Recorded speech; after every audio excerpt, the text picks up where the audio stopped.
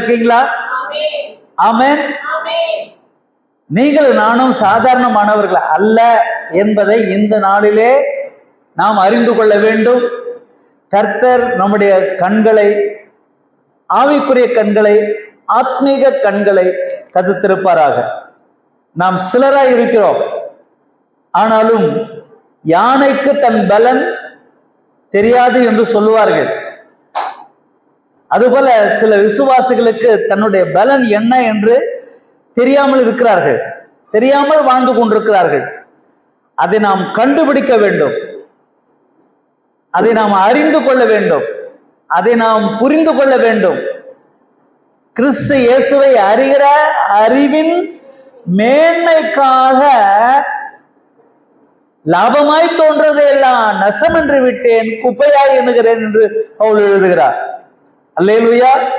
அப்போ இயேசு கிறிஸ்துவை அறிகிற அறிவின் மேன்மையிலே நாம் வளர்ச்சி பெற வேண்டியவர்களாக இருக்கிறோம். அல்லேலூயா. எபேசியர் நிருபம் 1ஆம் அதிகாரம் 4வது வசனத்தை நாம் வாசிக்கலாம். எபேசியர் 1ஆம் அதிகாரம் 4வது வசனத்தை.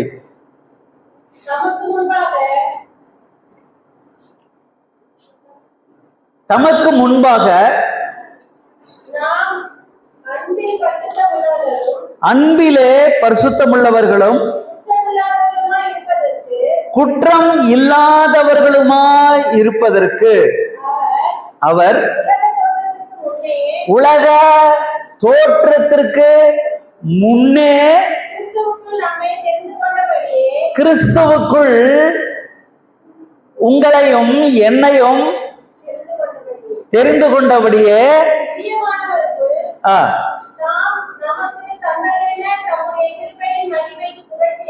புகழ்ச்சியாக தயவுள்ள சித்தத்தின்படியே இயேசு கிறிஸ்துவின் மூலமாய் இயேசு கிறிஸ்துவின் மூலமாக சுவிகார புத்திரராகும்படி. சுவிகார புத்திரர்னா அடாப்டட் சன், அடாப்டட், தத்து எடுக்கப்படுதல். உங்களையும் என்னையும் இயேசு கிறிஸ்துவின் மூலமாக பிதாவானவர் நம்மை தத்து எடுத்துக் கொண்டாராம். அல்லேலூயா. நாம் தத்து பிள்ளைகள். கர்த்தருக்கு ஸ்தோத்திரம். அல்லேலூயா. தேவனால் நாம் தத்து எடுக்கப்பட்டவர்கள். ஆக நாம் தேவனுக்கு உரியவர்கள். தேவன் நமக்கு உரியவராயிருக்கிறார். அவருடைய சொத்து, அவருடைய சுதந்திரம், அவருடைய எல்லா தன்மைகளுக்கும் நாம் பங்குதாரர்களாய் இருக்கும்படியாக தேவன் உங்களை என்னையும் எப்பொழுது தெரிந்து கொண்டாராம்? வசனம் என்ன சொல்லுது? உலக தோற்றத்திற்கு. இது எப்படி மூளை அறிவுக்கு எட்டாத ஒரு வார்த்தையா இருக்கு இல்லையா? உலக தோற்றம்,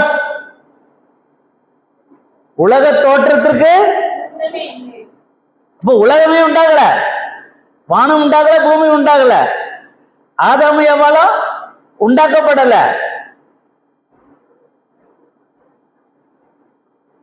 நாம் எல்லாரும் எங்க இருந்தோமா? உலக தோற்றத்துக்கு முன்னமே இயேசு கிறிஸ்துவுக்குள் இருந்தோமா? அல்லேலூயா, அல்லேலூயா. எப்படி நீங்களும் நானும் இந்த உலகத்துல சரீர பிரகாரமாக ஆதாம் ஏவாள் இருந்து படைக்கப்பட்டோம் இல்லையா? ஆதாம் ஏவாள் தான் முதல் மனிதன் இல்லையா? ஏவாள், ஆதாமும் ஏவாளும் முதல் தம்பதிகள். சோ அந்த ஜெனரேஷன் தான் இந்த பூமியில சரீர பிரகாரமாக வந்தது. ஆனா பைபிள் என்ன சொல்லுது?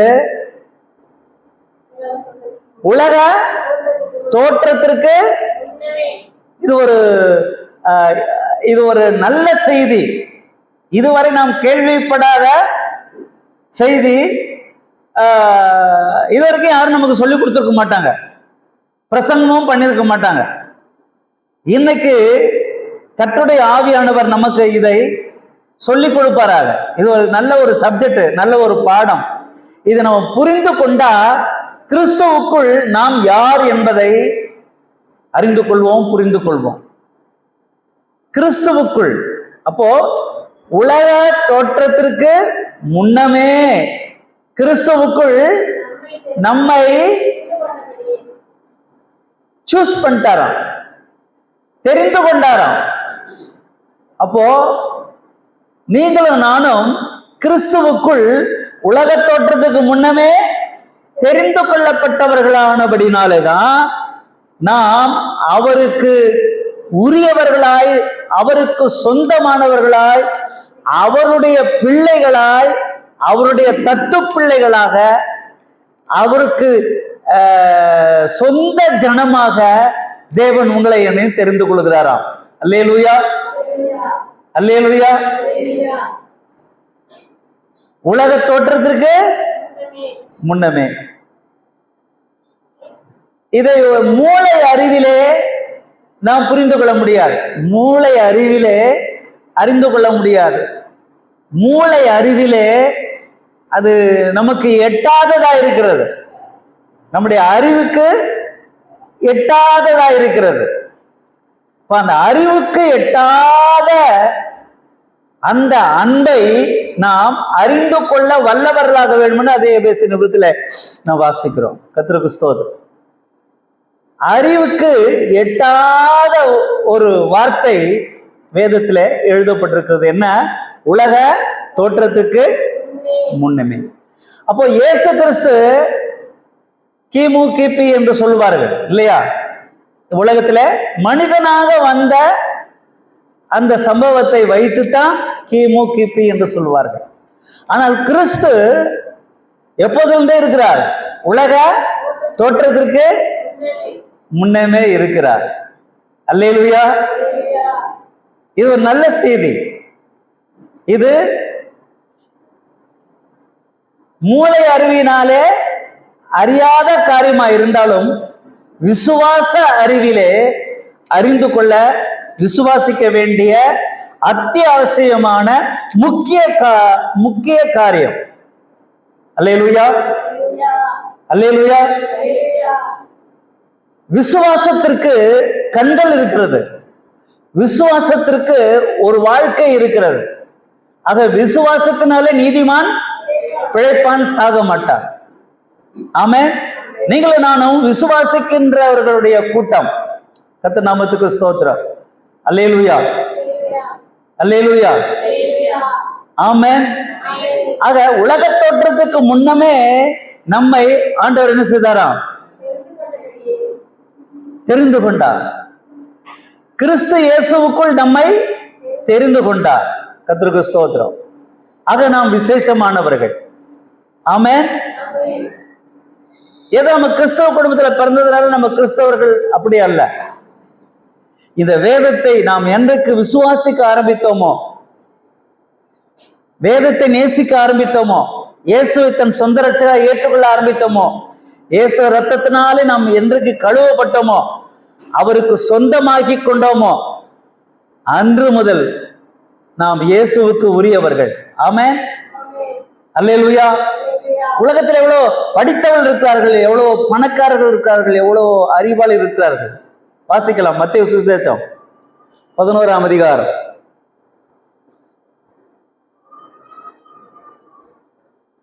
25வது வசனத்தை படிக்கலாம். மத்தேயு சுவிசேஷம்.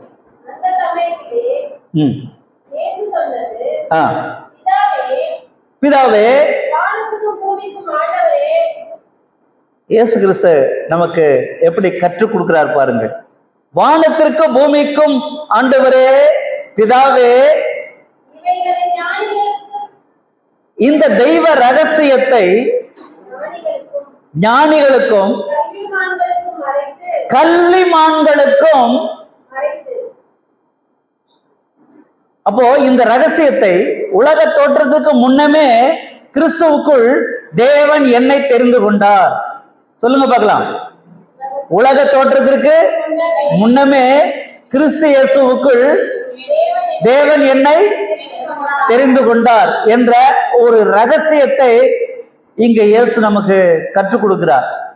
இந்த ரகசியம் ஞானிகளுக்கும் கல்விமான்களுக்கும் மறைக்கப்பட்டு விட்டது. யாருக்கு மறைக்கப்பட்டது? உலகத்தின் ஞானிகளுக்கும் உலகத்தின் கல்விமான்களுக்கும். படித்தவர்கள் இல்லையா, பட்டதாரிகள், ஞானிகள், அறிவாளிகள் எவ்வளவு பேர் இருக்காங்க இல்லையா? அவர்களுடைய தேடல்கள் எல்லாமே பணத்தை பற்றியது, உலகத்தை பற்றியது, உலகத்தின் மேன்மைகளை பற்றியது, உலகத்தின் அறிவை பற்றியது, உலகத்தின் ஞானம். இந்த உலகத்தின் ஞானத்தையும் உலகத்தின் கல்வியையும் முக்கியப்படுத்தி அதை தேடி தேடி ஓடிக்கொண்டிருக்கிற கல்விமான்களுக்கும் ஞானிகளுக்கும் ஆண்டவர் சொல்லித்தாரமா இந்த ரகசியத்தை. என்ன ரகசியம்? உலக தோற்றத்துக்கு கிறிஸ்து இயேசுவுக்குள் தேவன் நம்மை, ரகசியம். இந்த ரகசியத்தை ஞானிகளுக்கும் கல்விமான்களுக்கும் மறைத்து விட்டு என்ன செஞ்சாராம்? அந்த வசனம் மத்தேயு 11:25. பாலகருக்கு வெளிப்படுத்தினபடினால். அப்போ இங்கே பாலகர் என்று சொல்லப்படுவது யாரு? குழந்தைகள். குழந்தைகள், தெரியாதவர்கள், படியாதவர்கள்,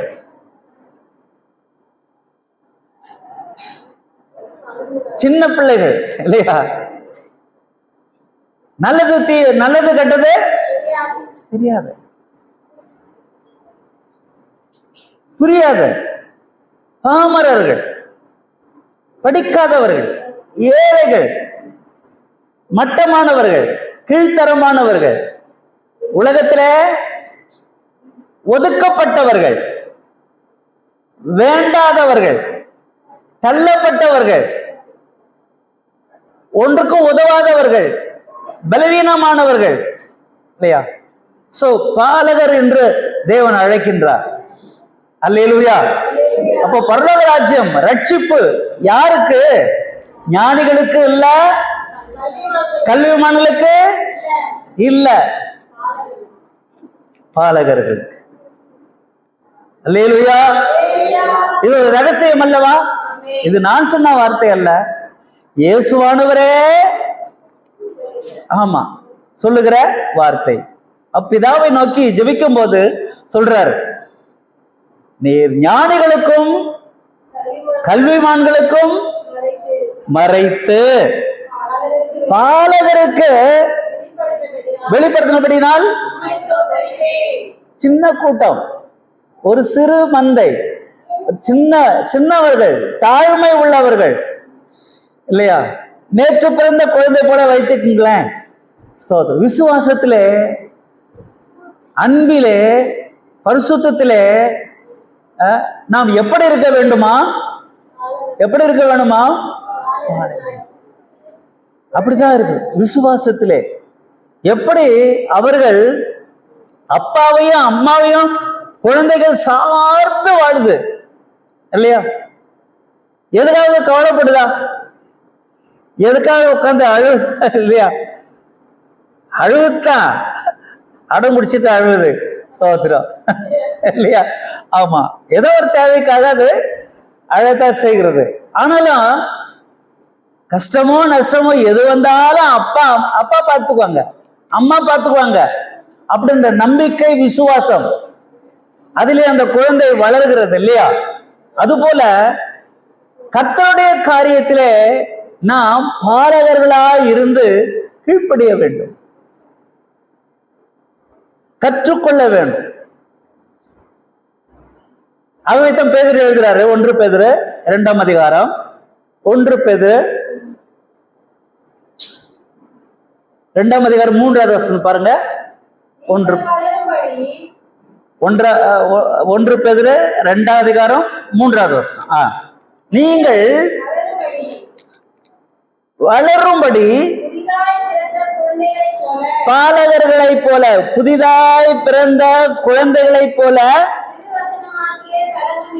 கர்த்தருடைய வார்த்தையாகிய வசனமாகிய திருவசனமாகிய கலங்கம் இல்லாத ஞானப்பாலின் மேல். அப்ப அந்த குழந்தை எப்படி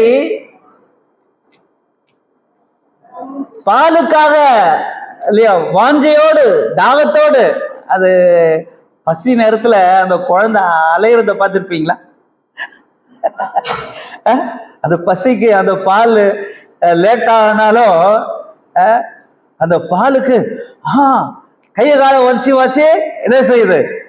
ஆமா, அழுவுது இல்லையா? ஆமா, ஆவலாய் காத்திருக்குது. ஆவலோடு அப்படியே வாங்கி பிடித்து ரெண்டு கையும் பிடிச்சு இல்லையா?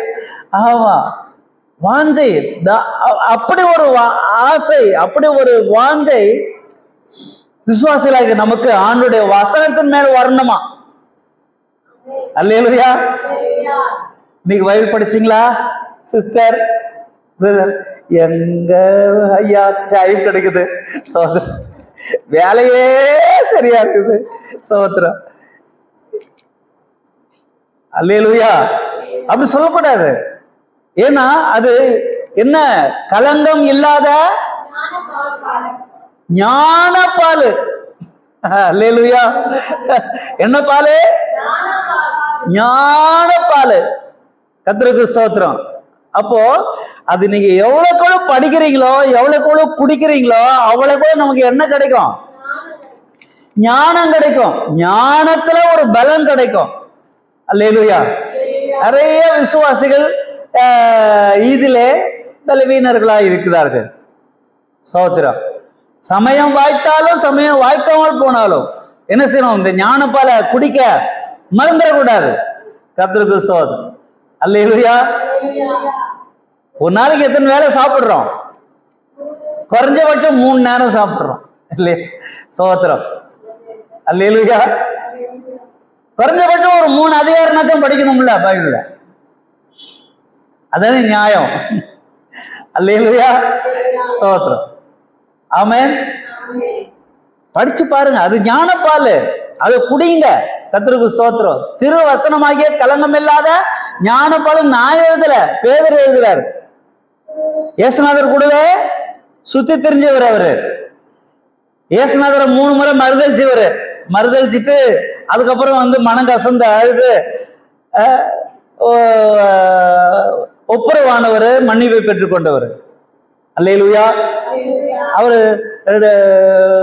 2 நிருபங்களை எழுதியிருக்கிறார். கர்த்தருக்கு ஸ்தோத்திரம்.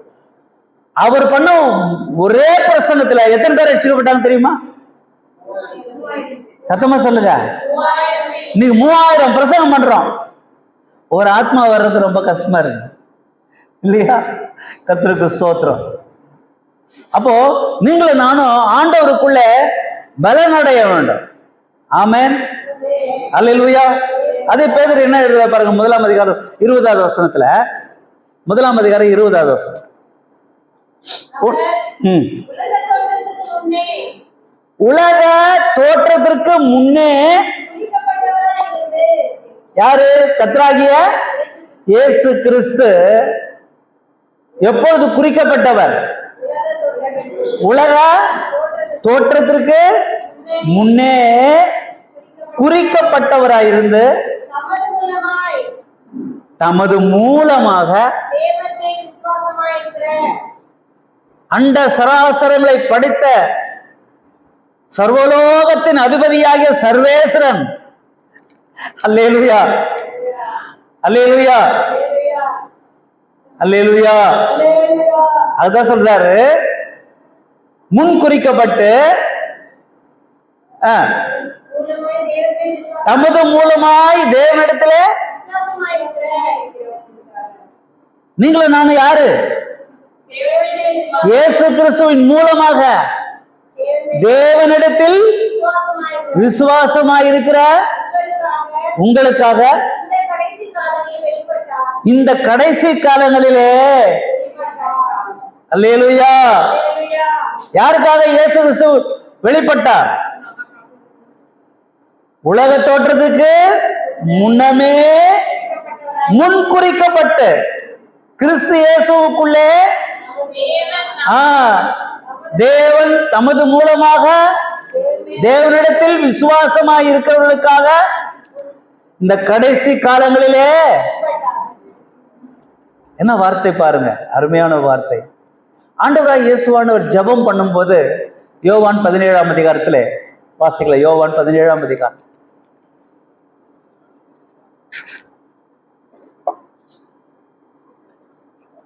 24வது வசனத்தை படிக்கலாம். பிதாவே, பிதாவே, உலக தோற்றத்திற்கு முன்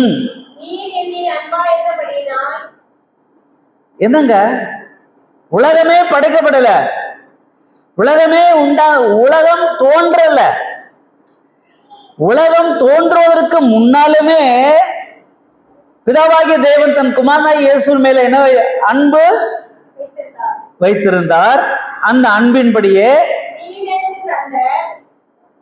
நீர் எனக்கு தந்த என்னுடைய மகிமையை,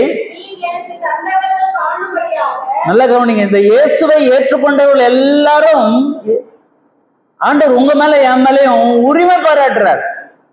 ஏன்னா நீங்களும் நானும் இயேசுவுக்கு தான் சொந்தம். இயேசு கிறிஸ்துவின் வழியாகத்தான் நாம் தேவனிடத்தில் சேர முடியும். அவராலே இல்லாமல் வேறு ஒருவரால் ரட்சிப்பு இல்லை. ஆகவே தங்க இயேசு உரிமையோடு பிதாவிடத்துல ஜெபம் பண்றாரு. என்ன ஜெபம் பண்றாரு? நீர் எனக்கு தந்த மகிமையை, என்னுடைய மகிமையை நீர் எனக்கு தந்த ஒரு கூட்டம் பூமியில இருக்கு.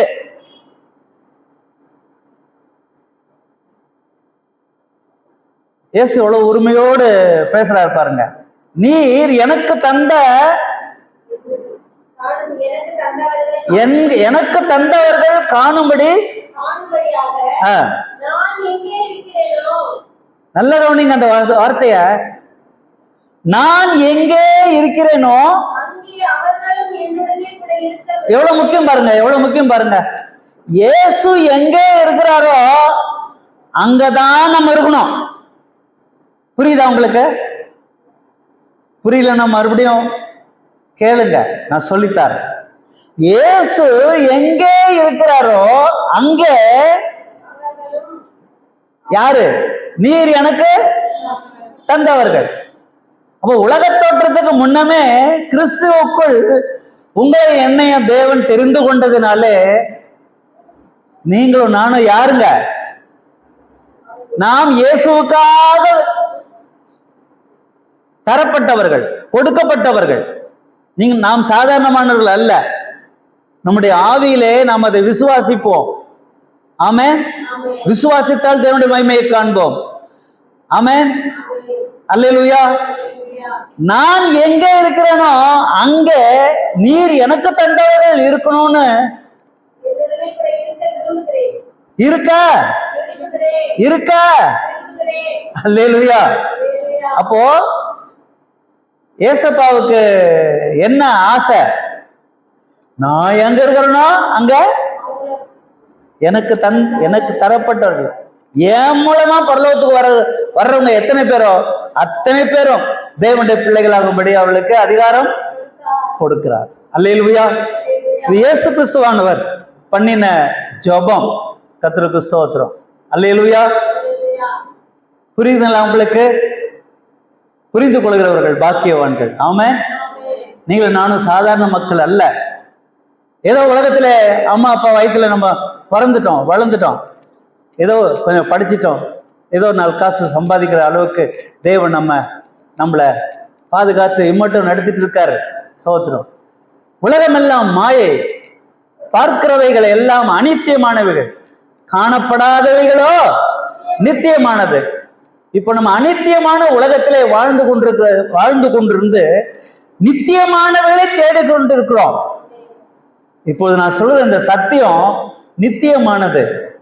ஆமென். அல்லேலூயா. அப்ப நீங்களும் நானும் யாரு? உலக தோற்றத்திற்கு முன்னமே கிறிஸ்துவுக்குள் தேவனால் தெரிந்து கொள்ளப்பட்டவர்கள். அல்லேலூயா, ஆமென். நாம் ஞானிகளா? சொல்லுங்க, நாம் ஞானிகளா? கல்விமான்களா? இல்லை. நாம் எல்லாரும் யாரு? தேவ பாலகர்கள், தேவ பிள்ளைகள். அல்லேலூயா. சோ அந்த தேவ பிள்ளைகள் என்ற அந்த அந்த அந்த நம்முடைய ஸ்டாண்டர்ட் என்ன, எப்படி இருக்க வேணுமா? நான் எங்கே இருக்கிறேனோ அங்கே என் பிள்ளைகளும் இருக்கணும். அதுதான் இயேசுநாதருடைய விருப்பம். விரும்புகிறேன் அப்படி சொல்றாரு, அப்படிதானே? நான் விரும்புகிறேன். என்ன விரும்புகிறேன்? என்னுடைய ஸ்டாண்டர்ட்ல அவங்க இருக்கணும் அப்படின்னு நான் விரும்புறேன் அப்படின்றாரு. இதுதான். நீங்க நிறைய பேர் என்ன, அவரு தெய்வம், அவரு இருப்பாரு, நான் மனுஷன் தானே, நான் பாவி தானே, நான் அப்படித்தானே இப்படித்தானே அப்படி நிறைய சாக்கு போக்கு சொல்லி சொல்லி சொல்லி சொல்லி சொல்லி தப்பிச்சுக்கிட்டே வந்துட்டு இருக்கிறோம். ஆனா இனி தப்பிக்க முடியாது. இயேசுநாதர் நம்மிடத்துல எதிர்பார்க்கிறது, விரும்புகிறது அவருடைய ஸ்டாண்டர்ட். அல்லேலூயா. இயேசு கிறிஸ்துவினுடைய ஸ்டாண்டர்ட் எப்படியோ அந்த அந்த என்ன சொல்றது, தராதரம், இயேசு கிறிஸ்துவின் தகுதி, இயேசு கிறிஸ்துவினுடைய தராதரத்திற்கு ஒப்பாக நீங்கள் நானும் இருக்க போகிறோம். அல்லேலூயா, அல்லேலூயா. அதுக்கு ரோமன் நிருபத்தை திருப்பிக்குங்க, 8ஆம் அதிகாரத்தை திருப்பிக்குங்க, 28வது வருஷத்திலிருந்தே படிங்க.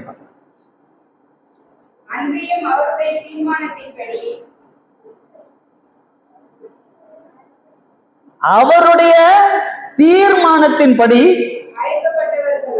அழைக்கப்பட்டவர்களாய் பாருங்க, முழு இருதயத்தோடு, முழு ஆத்மாவோடு, முழு பலத்தோடு, முழு சிந்தையோடு தேவனிடத்திலே அன்பு கூறுகிறவர்களுக்கு சகலமும் எதுங்க? எல்லாம் சகலமும். சகலமும் சொல்லுங்க பார்க்கலாம். சகலமும், சகலமும். அல்லேலூயா. சகலமும் சொல்லுங்க. அல்லேலூயா. அதனால சில நேரத்துல என்ன சகல நல்லா இருக்கியா அது கேட்கிறோம். சகலன்னா என்ன அர்த்தம்? நமக்கு ஈக்குவல் ஆனவங்க அர்த்தம். அல்லேலூயா. அந்த உறவை தாண்டி அத சகல ஸ்தோத்திரம். கஷ்டத்துல நஷ்டத்துலயும் எல்லாத்துலயும் நம்ம கூட நிக்கிறவங்க அவங்க தான் சகலதான். சகலன்னு என்ன பேரு? ஏன் பேரு? எல்லாத்துலயும் நம்ம கூட நிக்கிறவங்களுக்கு தான் சகலன்னு பேரு. அல்லேலூயா. நம்முடைய நெருங்கிய நண்பர்களை கூட அப்படி நம்ம கூப்பிடுவது உண்டு. என்ன சகல நல்லா இருக்கியா அப்படின்னு சொல்லிட்டு, இல்லையா? ஸ்தோத்திரம். அந்த மதத்தை இங்க சொல்றாரு, அவரிடத்துல அன்பு கூறுவர்களுக்கு சகலமுமே. அப்ப இந்த சகலம்னு எக்ஸப்ட்னு எதுனா ஒண்ணு இருக்கா? இதை தவிர மற்றதெல்லாம் அப்படின்னு இருக்கா? இல்ல. சகலமும். சொல்லுங்க பார்க்கலாம். நான் இயேசுவை நேசிக்கிறேன், ஆகவே எனக்கு சகலமும் நன்மைக்கேதுவாகவே நடக்கும் அப்படின்னு விசுவாசிக்கணும், அறிக்கையிடணும். அல்லேலூயா. அதுதான் இங்க வேதம் நமக்கு கற்றுத் தருகிறது. அவரிடத்தில் அன்பு கூறுவர்களுக்கு சகலமும் நன்மைக்கு ஏதுவாகவே நடக்கிறது என்று அந்த அறிவு நமக்கு வேணும்ன்றார். ஆகவே சோர்ந்து போகக்கூடாது, மனக்கு சஞ்சலப்படக்கூடாது, தூண்டு போகக்கூடாது, பின்வாங்கி போகக்கூடாது, தளர்ந்து போகக்கூடாது, மனம் கஷ்டப்படக்கூடாது. எல்லாவற்றையும் அவர் மேல் வைத்து விடுவோம். ஆமென். அல்லேலூயா. வாசிங்க 29.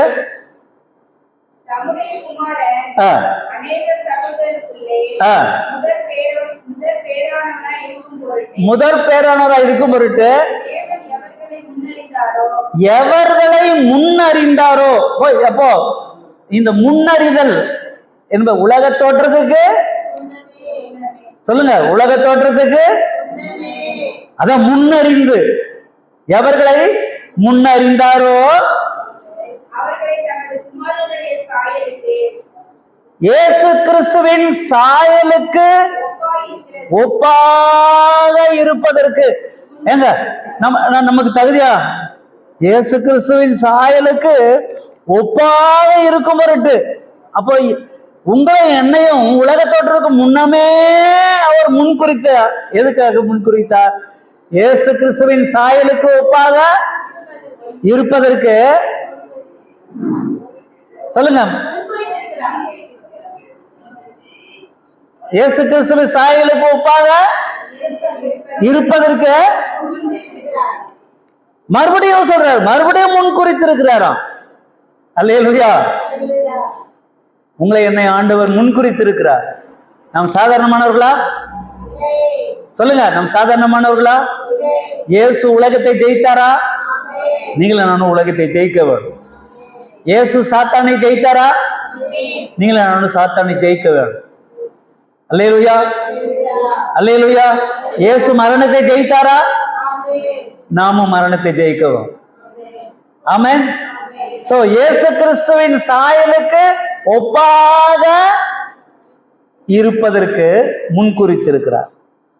அதனால 30வது வசனத்துல என்ன வாசிக்கிறோம்? அதுலயே எவர்களை உலக தோற்றத்துக்கு முன்பாக முன்குறித்தாரோ. பாருங்க, இந்த லிஸ்ட்ல நம்மளை கொண்டு போயிட்டு அப்படியே அந்த லிஸ்ட்ல பிக்ஸ் பண்ணணும். நம்முடைய விசுவாசத்தை, நம்முடைய நம்பிக்கைய இந்த வசனத்துல போய் அப்படியே பிக்ஸ் பண்ணணும். ஸ்தோத்திரம். அல்லேலூயா. லேப்டாப்ல சொல்லுவாங்க இல்லையா, காப்பி பேஸ்ட் சொல்லுவாங்கல்ல, காப்பி பண்ணி இதுதான் இயேசு கிறிஸ்துவ காப்பி பண்ணி இயேசு கிறிஸ்துல பேஸ்ட் பண்ணணும். அல்லேலூயா. ஏன்னா நீங்களும் நானும் எங்க இருக்க வேண்டியவங்க? இயேசுவோடு இருக்க வேண்டியவங்க. இயேசு இருக்கிற இடத்துல நம்ம இருக்க வேண்டியவங்க. அப்போ இயேசுவின் சாயலுக்கு ஒப்பாக வேண்டியவங்க. ஸ்தோத்திரம்.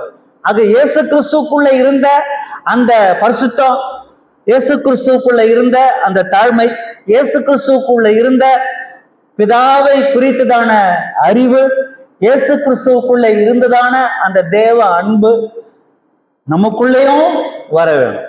ஆகவே தான் எங்க சொல்றாரு, எவர்களை முன்குறித்தாரோ அவர்களை அவர்களை அவர்களை சரி, எவர்களை அழைத்தாரோ அவர்களை எவர்களை நீதிமான்களாக்கினாரோ அவர்களை முன்குறித்தாரோ அவர்களை அழைத்திருக்கிறார். எவர்களை அழைத்தாரோ அவர்களை ரத்தத்தினாலே கழுவி சுத்திகரித்த நீதிமான்களாக்கியிருக்கிறார். எவர்களை நீதிமான்களாக்கினாரோ அவர்களை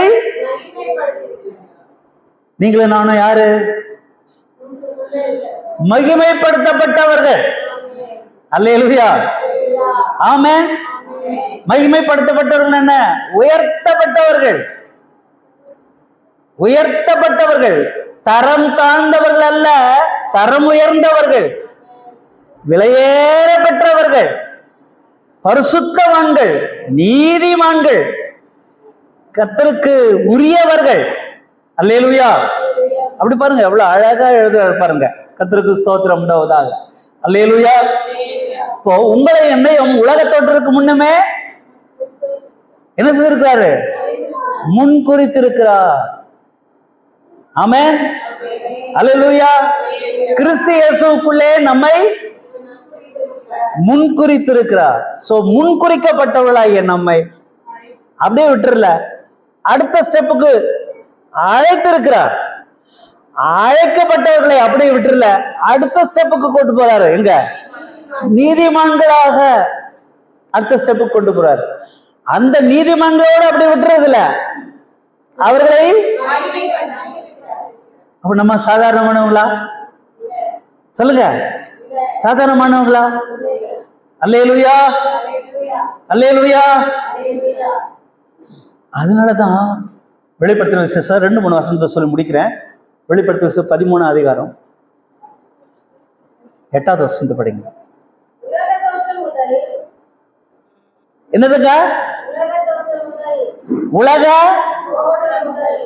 தோற்றம் முதல் ஆண்டவராய் இயேசு கிறிஸ்து தானே இந்த அடிக்கப்பட்ட ஆட்டுக்குட்டியானவர். அவருக்குன்னு ஒரு புஸ்தகம் வச்சிருக்காரு. உங்களுக்கு எனக்கு இருக்க ஆண்டவர் வச்சிருக்கிற மகிமையை பாருங்க. அதை நான் உங்களுக்கு காட்டி கொடுக்கிறேன். ஸ்தோத்திரம்.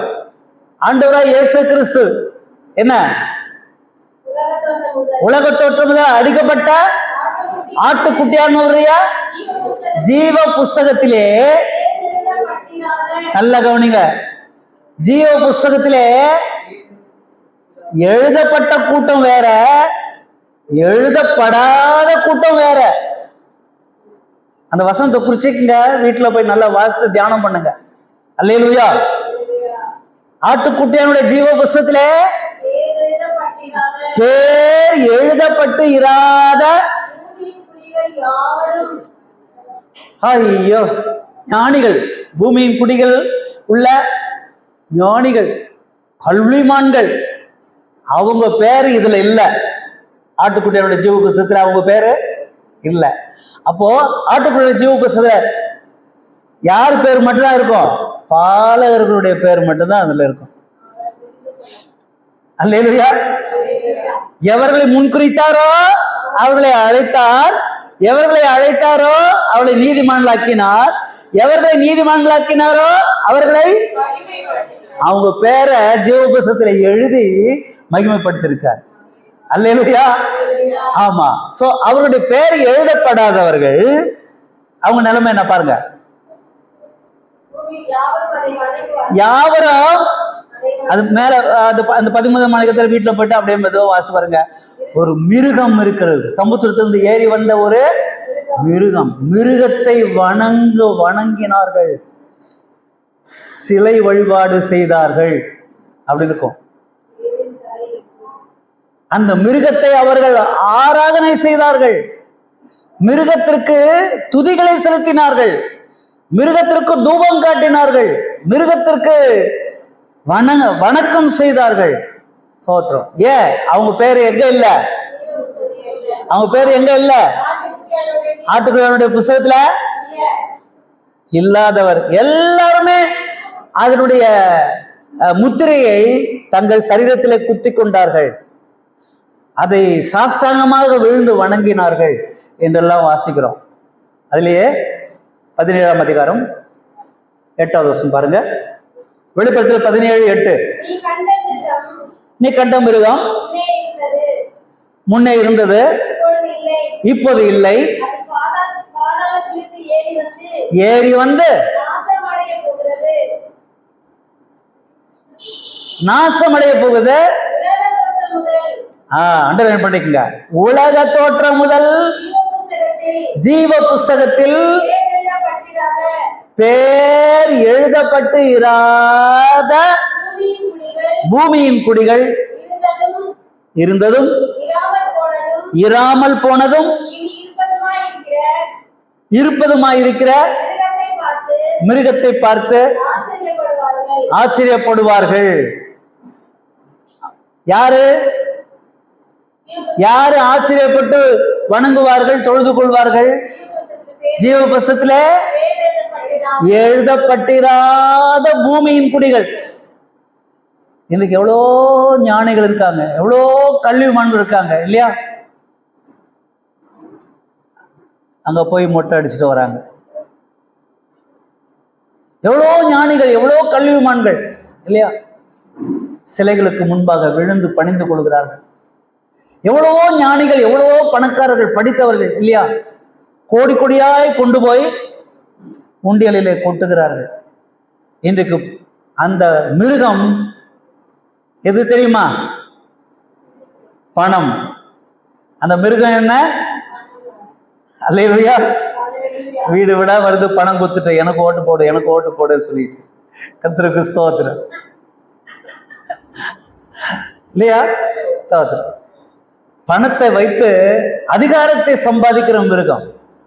பணத்தை வைத்து இல்லையா உலகத்தை ஆதாயப்படுத்துகிற மிருகம். பணம் இருந்தால் எதையும் செய்யலாம், எதையும் படைக்கலாம் இல்லையா. பணத்தை பார்த்தா பணத்துக்கும் உயிர் வந்துருதுன்னு அர்த்தம். அல்லேலூயா. நீங்களும் நானும் பணத்தை சார்ந்தவர்கள் அல்ல, இயேசுவை சார்ந்தவர்கள், அவருடைய வல்லமையை சார்ந்தவர்கள், அவருடைய அன்பை சார்ந்தவர்கள், அவருடைய இரக்கத்தை சார்ந்தவர்கள், அவருடைய வல்லமையை சார்ந்தவர்கள், உயிர்த்தெழுதலை சார்ந்தவர்கள். ஆமென். அவருடைய இரக்கத்தை சார்ந்தவர்கள். இயேசு நமக்காக சிலுவையிலே சம்பாதித்த அந்த இரத்தத்தினாலே நம்மை சம்பாதித்துக் கொண்டாராம். ஆமென்.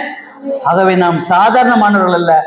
அவருடைய ஜீவ புஸ்தகத்திலே, ஆட்டுக்குட்டியனுடைய புஸ்தகத்திலே எழுதப்பட்டவர்கள் மாத்திரம். ஆமா பாருங்க, 21:27 வெளிப்படுத்தல் 21:27 வாசித்து நம்ம ஜெபிக்கலாம். தீட்டு உள்ளது, அருவருப்பு, பொய்யை நடப்பிக்கிற யாதொன்றும் அதிலே பிரவேசிப்பதில்லை.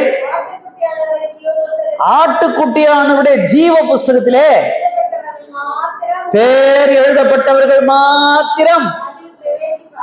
அல்லேலூயா, அல்லேலூயா. நாம் சாதாரணமான பிள்ளைகள் தான். ஆனால் நமக்கு தேவன் வைத்திருக்கிற ஒரு மகிமையை நாம் கற்றுக்கொள்ள வேண்டும். ஆமென். நாம் சாதாரணமானவர்கள் அல்ல. பரிசுத்தவான்களுடைய கூட்டம், முன்குறிக்கப்பட்டவருடைய கூட்டம், அழைக்கப்பட்டவருடைய கூட்டம், தெரிந்து கொள்ளப்பட்டவருடைய கூட்டம், தீர்மானிக்கப்பட்ட கூட்டம், நீதிமான்களாக்கப்பட்ட கூட்டம், மகிமைப்படுத்தப்பட்டதான கூட்டம். ஆமென். நம்முடைய வேலை என்ன தெரியுமா? அடுத்த வாரத்தில் நாம் சிந்திக்கலாம் அந்த வசனத்தை. அல்லேலூயா. ஆமென். கண்களை மூடுவோம்.